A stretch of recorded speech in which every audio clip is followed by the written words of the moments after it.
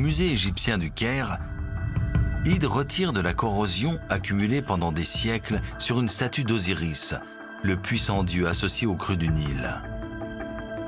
Il espère révéler des caractéristiques distinctes qui pourraient l'aider à dater la statue. Cette date indiquera depuis quand les statues d'Osiris étaient des objets de culte. Le plus compliqué, c'est de retirer la corrosion au-dessus de l'or. La couche d'or est très fine et très fragile. Ide utilise un stylo à ultrasons qui génère des ondes sonores de haute intensité pour traverser les couches de corrosion. C'est le meilleur outil pour cette tâche, mais il doit travailler minutieusement pour ne pas endommager la statue. C'est un travail à faire très lentement et au microscope. Travailler sur cette seule statue lui prendra des mois. À la fin, lorsque l'objet est restauré et que l'on voit le fruit de nos efforts, c'est un sentiment incroyable.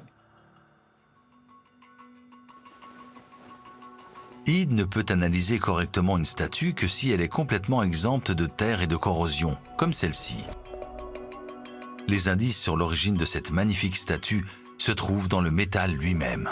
Je vais analyser la composition de l'alliage de cette statue. Je veux savoir exactement de quoi elle est faite.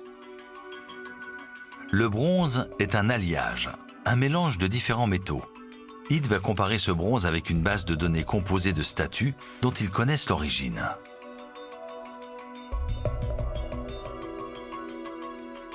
Son scanner de pointe lui indiquera la composition exacte de l'alliage sans endommager la statue.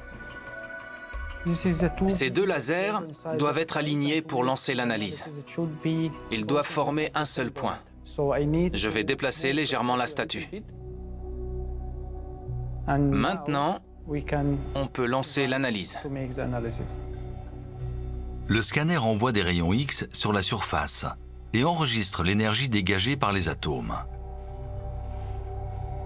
Le résultat pourra aider Ide et Simon à faire correspondre cette statue avec une autre dont ils connaissent l'origine. Ils pourront ainsi dater leur statue.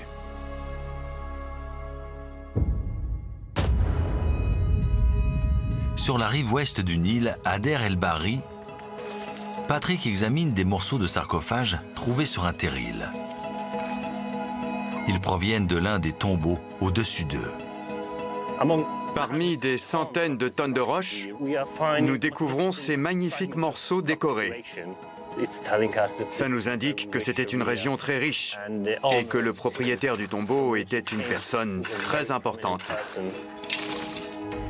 Patrick espère que les fragments du sarcophage lui révéleront l'identité de son propriétaire et pourront le mener au tombeau dans lequel se trouvaient les crânes. Un gros morceau du sarcophage couvert de hiéroglyphes finit par lui donner l'indice qu'il cherchait. Les caractères à la fin nous aiguillent sur le nom du propriétaire. H-T-I-I. Ça veut dire Kéti. C'était donc le tombeau de Kéti situé juste en haut. C'est formidable de trouver un élément qui nous donne des informations précises sur le propriétaire. Kéti était un important haut fonctionnaire de la cour royale. Il a vécu 700 ans avant Toutankhamon et a servi le pharaon Montuhotep II. Nous avons trouvé les crânes de crocodiles dans les mêmes conditions que le sarcophage, ce qui veut dire qu'ils étaient ensemble. Il s'agit de l'ultime preuve que les crânes de crocodile proviennent du tombeau de Kéti, au-dessus du terril dans lequel Patrick fouillait. Il peut maintenant enquêter sur les raisons de Kéti de vouloir ces crânes, et Patrick sait exactement où chercher. Le tombeau de Kéti a été découvert il y a 100 ans par Herbert Winlock, un archéologue américain. Winlock et son équipe ont dû retirer les crânes de crocodile et les placer sur les terrils en contrebas, pendant qu'ils cherchaient des trésors plus précieux. Voici la chambre funéraire de Kéti, et ici son sarcophage, où se trouvait son corps. Et c'est également l'endroit où les restes de crocodile étaient placés. Un tombeau avec des momies de crocodile est relativement rare, mais un tombeau avec des crânes de crocodile est unique.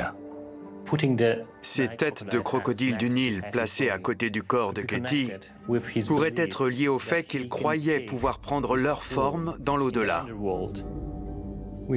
Selon nous, Kéti croyait que son âme allait transformer sa tête en une tête de crocodile et qu'il pourrait ainsi utiliser sa force pour affronter ses ennemis dans l'au-delà.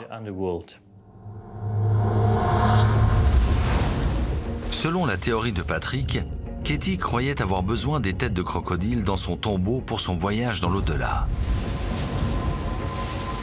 À sa mort, son esprit aurait navigué dans l'au-delà et les têtes de crocodile lui auraient donné la force de ce redoutable reptile.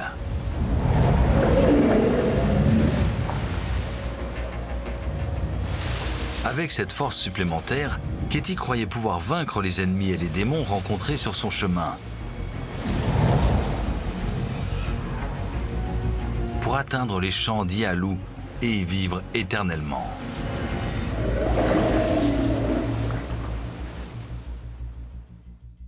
Le crocodile du Nil était, et est toujours, l'un des animaux les plus dangereux du Nil. Il est évident que les Égyptiens étaient conscients de sa puissance. L'Égypte antique craignait et vénérait le crocodile. Les Égyptiens le considéraient comme le symbole vivant de la fertilité du Nil. C'est une découverte unique. Je pense que c'est le rêve de tout archéologue. Trouver un élément totalement nouveau qui nous aide à reconstruire le passé.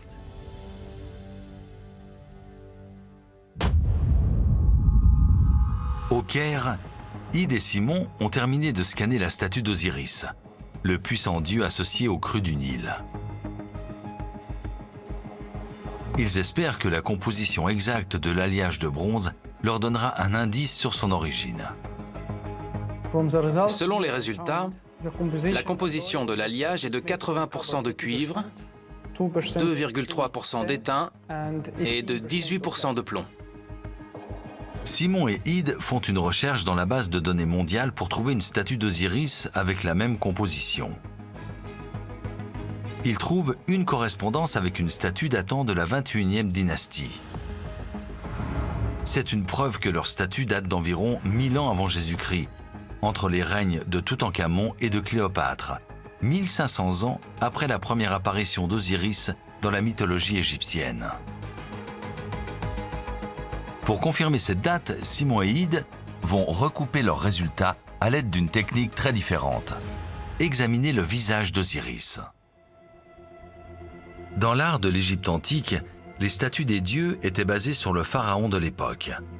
Le visage comporte donc des indices sur la date de sa fabrication.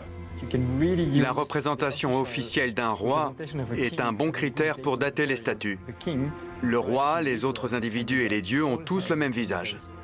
Et le visage de cette statue possède les caractéristiques des représentations des dieux et pharaons de la 21e dynastie. C'est assez convaincant. Ces deux critères, le style et la composition du métal, confirment qu'elle date de la 21e ou 22e dynastie, donc entre 900 et 1000 avant Jésus-Christ. Ide et Simon ont résolu le mystère de la date de création de cette statue. Ils ont montré qu'Osiris avait une influence forte et continue dans l'Égypte antique, 1500 ans après sa première apparition dans la mythologie égyptienne. L'analyse des statues restantes dans le musée pourrait donner plus d'informations sur la façon dont Osiris, dieu de la mort et de la résurrection et dieu associé aux crues annuelles du Nil, était vénéré dans l'Égypte antique.